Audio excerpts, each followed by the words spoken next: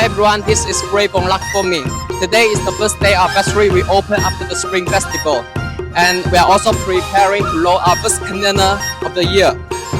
Today, a complete set of fire damper equipment is ready for shipment to the Middle East. And now, our workers are loading, arranging, and pushing the machines. They are checking each machine carefully to ensure safe and undamaged when shipment. Our workers reinforce the machine with nails. We nail each corner of the machine. And we secure with straps to prevent from sliding during long-distance shipment. We specialize in exports.